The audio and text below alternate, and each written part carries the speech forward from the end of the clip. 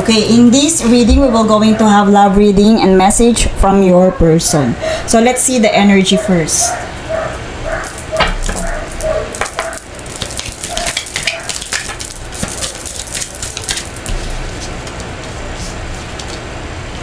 Okay. Crickets. Non-action. Meron dito kasing non-action, meron ditong crickets. Di ba maingay ang crickets? You are currently involved sa gossip. T. Gossip. Lumitaw. Okay? Meron bang may galit sa inyong dalawa or sa person mo? Kasi kaya ko na itanong, dito merong silence and non-action. May silence and non-action na lumitaw. And I also hear na dito sa silence non-action na to, merong sabihin natin begging for communication. Begging for communication.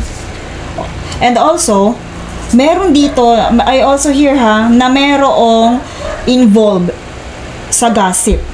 Maybe this relationship involved sa gossip.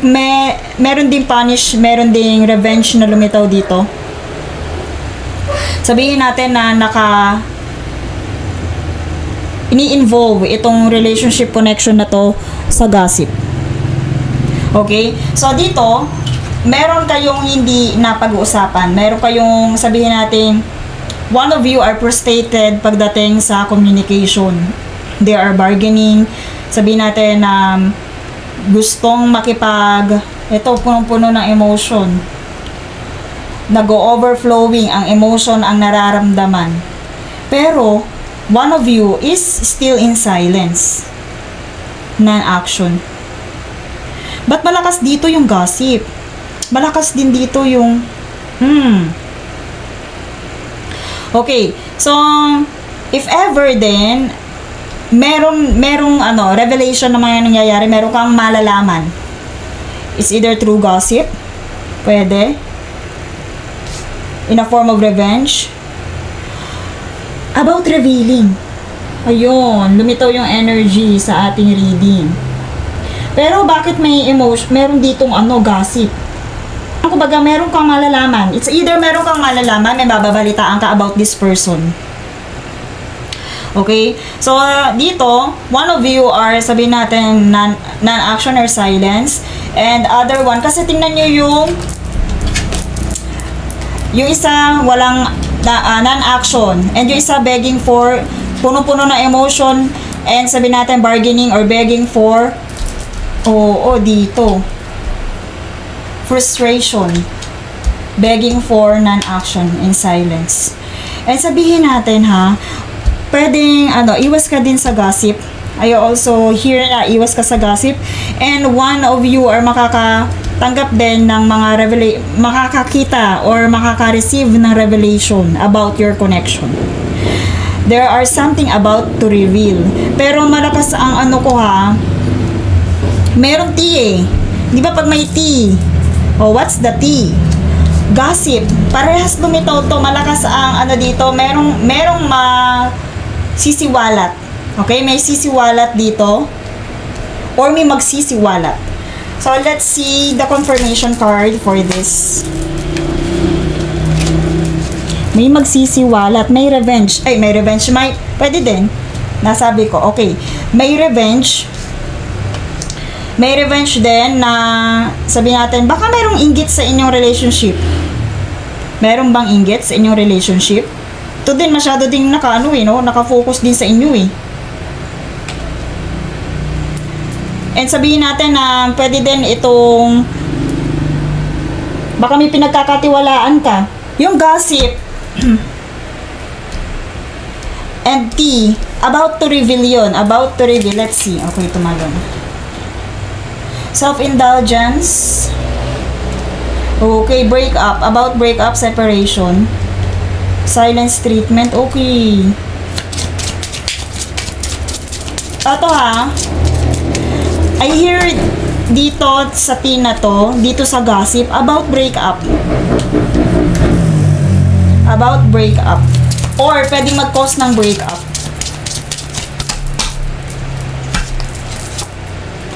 But don't worry. Hindi wait lang. I hear the messages, it's time to heal. Kumbaga, i-stop mo to, huwag ka masyadong mag-beg. Kasi pwedeng maging cause din yan, maging ano mo yan, weakness mo yan, maging include ka sa gossip pag hindi mo yan tinigil. And eto, the more na sabihin natin, kailangan, nakatapat sa energy mo itong heal time to heal and focus on self. So dito naman, parang mas lumalala or mas lalaki, mas tawag dito, yung kanyang pananahimik, mas lalong nag-e-evolve. Ganun ba yung right term? I also hear na this pananahimik also involves some meetings that about to confess. Meetings, hindi natin masasabi na third party yan, meetings pa lang. Kumbaga yung hindi siya in a relationship, meetings pa lang siya, pero dito kasi sa pananahimik, I also feel na pwede pa siyang magtagal yung pananahimik. Kaya for you in this side, it's time to focus on your self-worth. Wag ka masyado mag-beg dito, kasi the more na ginagawa mo to, pwede to mag-cause ng breakup. Pwedeng itong T na to, meetings to sa ibang itong T, kumbaga pwedeng friendship meeting, pwedeng mag-evolve in another level. Okay? So, the message here, the advice here is, kumbaga, hayaan mo siya, bigyan mo ng space, huwag kang mag-beg, kasi pwede yung mag-cause ng gossip sa'yo, and sabihin natin, pwedeng may gossip na mag-cause ng breakup. Lumitaw dito yung breakup. Lumitaw yung breakup dito. So, all you have to do dito, isang advice sa'yo is to heal.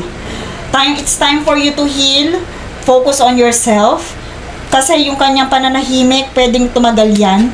And the more na sabihin natin, nagkakaroon kayo ng, ikaw ay nagbebeg, pwedeng maging ma-ascend or mag-evolve itong meetings na to. Wala akong nakikita ng third party. Pero itong meetings na to, friendship meetings to. Kumbaga, wala pa doon sa third party. Pero yung session na to, may tendency magtagal, yung non-action nila, yung pananahimik nila. So, kailangan ihanda mo sarili mo. You have to focus on yourself. You have to appreciate yourself. You have to have a self-appreciation. Look, you are trapped. You are trapped. Nakasarado ang isipan mo sa taong to. Okay. So, tingnan nga natin kung yung breakup. Sige, tingnan natin kung darating ba yung breakup na to. Ito yung mga possible reason, ha? Kumbaga, gossip, may ibang tao. I also hear na pwede din na group of people involved. Meron din dito highly focused sa'yo, sa inyo, sa relationship ninyo. Okay, jealousy, envy. I also hear na merong involved na sabihin natin may mga tao nakapaligid sa inyo na naiinggit. Di ba sinabi ko na yung kanina? May tao nakapalibot sa inyo na naiinggit. So, in case na dito sa breakup na to, look, parang ano mo yun? Kung napapalibutan ka ng taong inggit sa'yo, in case na halimbawa is yan dami yung loob mo. Kasi yung mga tao to hindi nakasuporta Look. Kumbaga, yan yung parang feeling nila, revenge, or sabihin natin, I also hear na parang deserve mo ganun. Kung meron kang kaaway parang payback ang tingin nila ng gossip na to, dito sa breakup na to. Tingnan nga natin. Okay. Also, I hear the message to stop the pattern. Kagaya ng sinabi ko kanina, i-stop mo kung ano man tong negotiator na to. Kung hindi ka naniniwala, look, saan siya itong axe na to, i-stop mo yung pattern. I-stop mo yung pagbebeg. Okay. Okay ha, now is the time. Now is the time to stop this pattern. Okay, isang sign to sa'yo na kailangan ma-stop yung pattern na to, yung pagbebeg. Okay? Ayan, lumitaw dito yung South Node. Now is not the time, okay? Now it is not the time. Sabihin natin, ano, di ba nagtanong tayo ng oras? Hindi ngayon yung break up na yan, or hindi din ngayon darating yung break up, pero may tendency, lalo na kung hindi mo i-stop yung pattern. Ano ba yung pattern? Yung ikaw yung nagbe-beg sa communication ninyong dalawa. Sixth, okay. What is good for you? Bakit ganito? Involved ka ba sa ibang tao? Ba't parang lagi na ano ko yung social ground, yung pagka-involved ng iba dito. Focus on your job. I also hear that. Or pwedeng itong gossip na to ay nasa trabaho. Nasa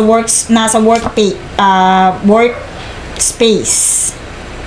Confront. Okay, may lumitaw na confrontation dito. Eto ha, there are upcoming revelation na sabihin natin magkokos din ng confrontation. Mag-ready ka dun. If ever na ma-involve ka sa gossip, if ever na ma-involve yung isa sa inyo, or maybe your person, kasi lumitaw dito gossip and confrontation. Okay, let's see message from this person. Message from this person.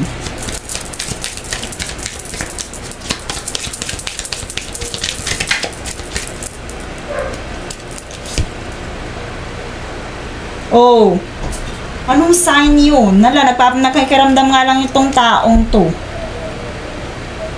I will wait for a sign from you. Nako, okay. Ito ha, I also feel na pag halimbawa nakipag-break ka dito, ano sila? Let's see. We both know I am not the one for you.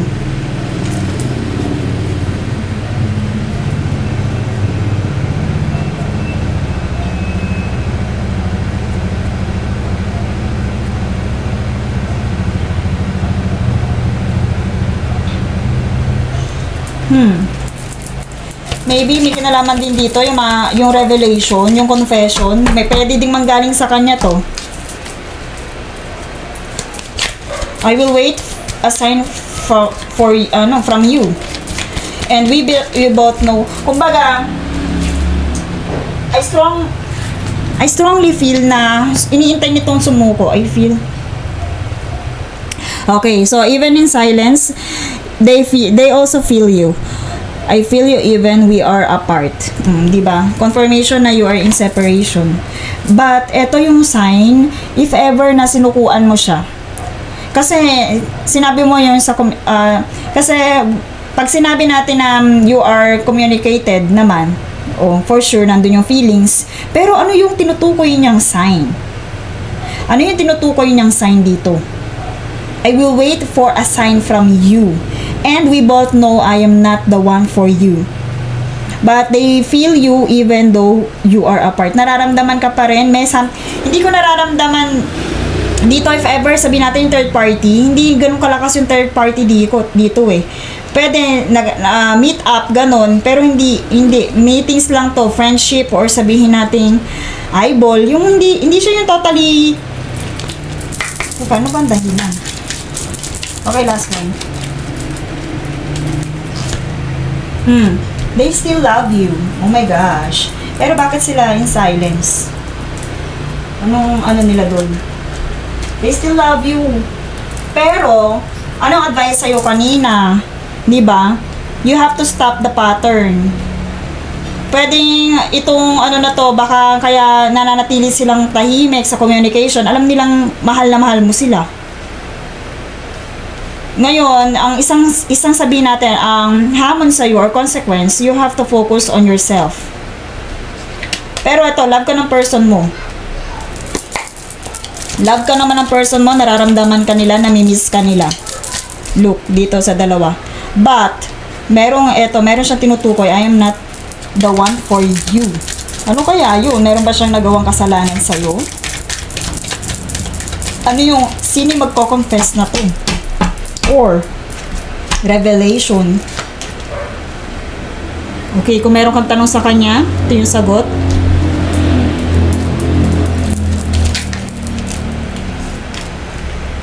Okay, so ayan, this advice, lagi natin ano to, ito yung mismo advice na to, yung reading.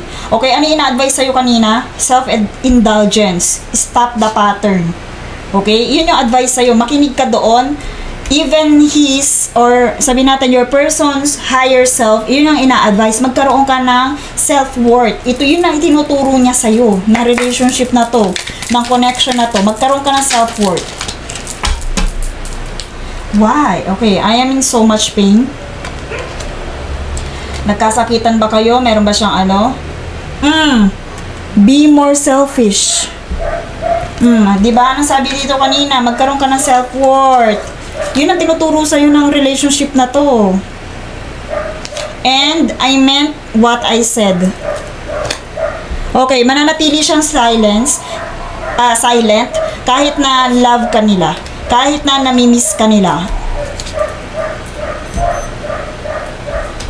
Tingnan nga natin. Bakit ba? Ba't ba kailangan? Okay, may mga plans, sabihin natin na may mga plano na hindi, sabihin natin na hindi natupad, pwedeng ganon, or meron siyang plano sa sarili niya na hindi pa natutupad. Pero may feeling siya sa'yo, kaya lang parang ang iniisip ng taong to, in case na yung kayo ulit, kailangan muna niyang matupad yung plano na yun. There are plans falling apart. So, feeling nila you are the risk doon sa mga planong yun. Pwede personal, hindi lang about sa intimacy, relationship, pwede din sa career. Okay? Let's see the connection about, or let's see the energy about this connection. Ano yung in store pa sa connection na to? True love. Diba? True love comes when you least expect it. Kaya nga self-indulgence ka muna. Be more selfish. Sinabi na sa'yo. Kumbaga, iyan ay, the more na hindi ka nagbebeg dyan, the more na hindi ka nagbebeg dito sa love na meron ka, connection na meron ka, di sabihin, hindi ka nag-expect, diba? Pero mas darating yun. Okay? Siguro kailangan iwaglit mo muna isipan mo sa kanya. Magpamiss ka. Dahil namimiss ka naman talaga niya eh. They still love you.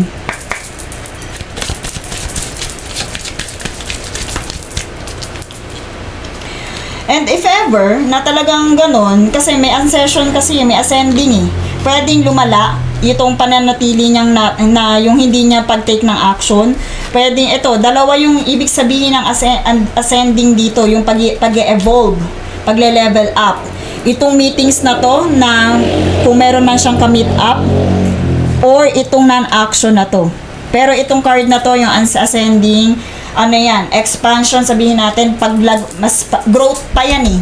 May tendency na lumawak pa, lumala pa yung pagiging non-action niya, and pwede mag-level up itong meetings na to. So, if ever na mangyari, commitment. So, if ito ang isa sa mga commitment, isa ng important factor to achieve a successful relationship. Kung hindi committed yung itong partner mo, your person mo, marahil hindi talaga ito yung meant for you na relationship. Okay? Minabanggit ba ako ditong Yes, yung connection na to kasi parang kumbaga nakadepende parehas sa inyo. Pero may consequences ka dito eh. Ito. Kailangan gawin mo muna to. And even them, ito ang gusto nilang lessons na isinaserve sa relationship na to. Maturuan ka maging selfish. Magkaroon ng self-worth. And yun nga, isang sign yun kung kailangan mo pa ba siyang hintayin is yung kung committed itong taong to. Okay? So, if ever na dumating to, I also hear na pwedeng i-reconsider mo yung mga bagay-bagay. Once kasi na bumalik siya, baka ito, totally heal ka, or sabihin natin, ito nga, na-serve na yung lesson sa'yo. Pero dito, nakadepende sa inyong dalawa. The more na hindi ka nag-expect, and yung commitment ng person mo. Okay, let's pull another card. Tingnan kaya natin. Tingnan natin na may gossip. Yung gusto mag-revenge. May galit. Sino ba may galit? May galit ba siya? Kasi may nararamdaman akong gossip na, may nararamdaman akong okay. So, eto hang, yung consequences sa'yo, pag natupad mo yan, yung self-worth, selfish, may paparating na reconciliation. O, tingnan mo nga, someone from your past is returning to your life. Reconciliation. Darating yan. Darating sa inyo. Pero sa ngayon, tinuturuan ka talaga na magkaroon ng self-indulgence. Ang tanong, kaya mo ba? Kaya mo bang iwaglit siya sa iyong isipan?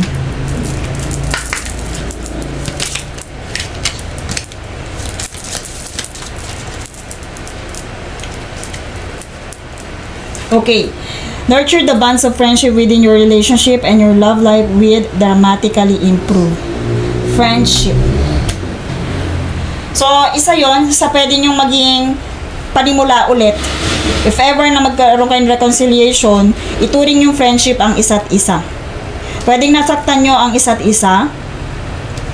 You have to reconsider yung pinagsamahan ninyo.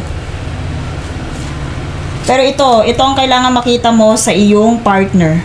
Yung commitment. Kung committed pa rin ba siya. Anak, curious ako dito sa gossip eh. Tingnan natin ito, yung revenge na to. Yung nakatutok na to sa inyo. Curious ako dito. Tingnan natin. Ano bang ibig sabihin? May envy na nangyayari, jealousy. Sino ba selosa? Ikaw or siya? May selosa ba sa inyong dalawa? Oh, may ahas nga. May snake. May deception. May tendency na makarinig ka about this. Ng revelation about this dito sa side niya. Andito kasi yung kanina, 'di ba? Ito. Andito.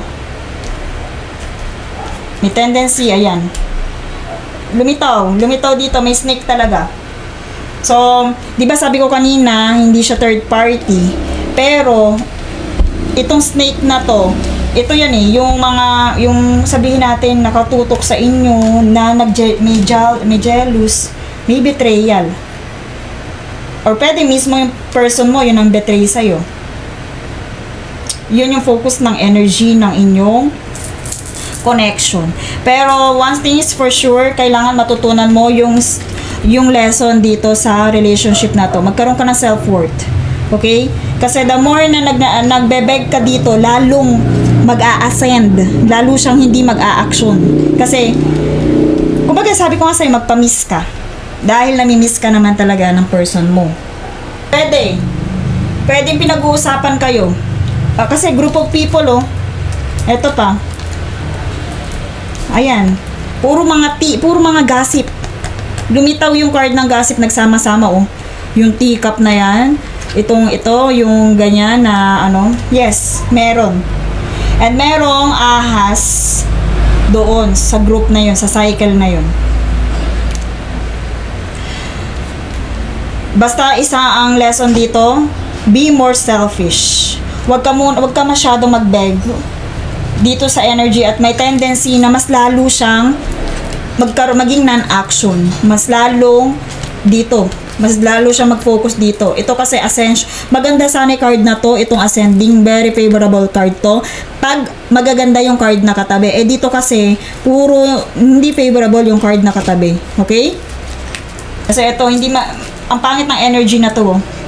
Revenge. Nakatutok, nakatingin. Itong gossip na to. Lumitaw pa yung ahas dito. Ayan sa kanya. And ito. May tendency yung person mo din is yun nga, may meet up, may something, baka banding din. Pero hindi naman siya totally third party. Hindi siya yung totally third party. Meron lang talagang, may gossip talaga. Malakas ang ano na may gossip. Okay? Influencer. Kaya, eto yung lessons. Dito ka mag-focus. Be more selfish. Okay? Paki-stop muna itong begging na to. Stop the pattern. Lumitaw dito. Asan yun? Yung so much, ano mo, desire na magkaroon kayo ng communication.